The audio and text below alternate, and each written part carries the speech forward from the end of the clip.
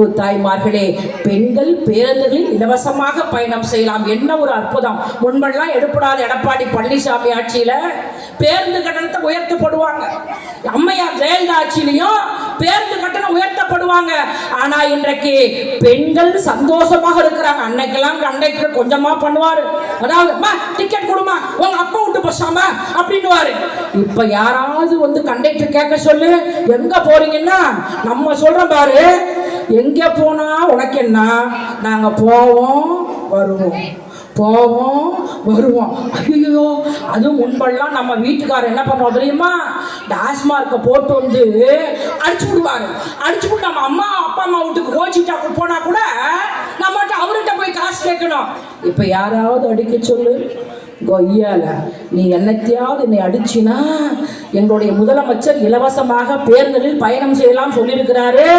நான் ஏற்கனவே பாக்கியலட்சுமி சீரியல் பார்த்துட்டு அந்த விளம்பரத்தை தான் உனக்கு தீஞ்ச தோசை போட்டு கொடுப்பேன், அந்த தீஞ்ச தோசையும் கிடைக்காது.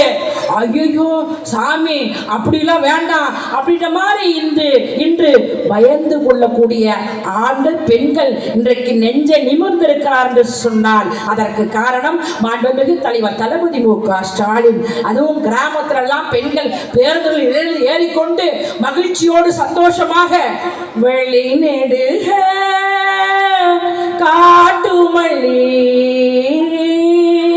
கண் பார்க்கும் கவனம் இல்ல, பூக்குற நேரம் தெரியாது, காத்திருப்பேனான் சலிக்காது, பூமனம் புதுசா புரிதம்மா, ஏ மனம் கரும்பாய் இனிக்குதம்மா, வழி நெடுக காட்டுமல்லி கண் பார்க்கும் கவனம் இல்ல, பூக்குற நேரம் தெரியாது, காத்திருப்பேனான் சலிக்காது, பூமனம் புதுசா புரிதம்மா, ஏ மனம் கரும்பாய் இனிக்குதம்மா, வழி நெடுக காட்டுமல்லி என்று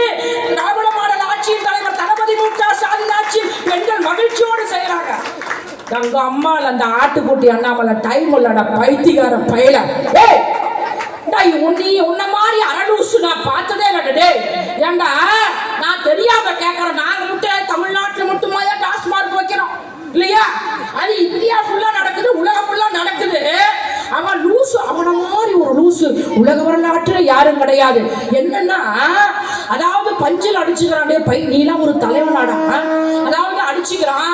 அப்புறம் வந்து பாத்தீங்கன்னா லண்டனுக்கு போறான், லண்டனுக்கு போயிட்டு வந்து எங்களுடைய முதலமைச்சரை வந்து ஒரு மரியாதை இல்லாத பேசுறான்.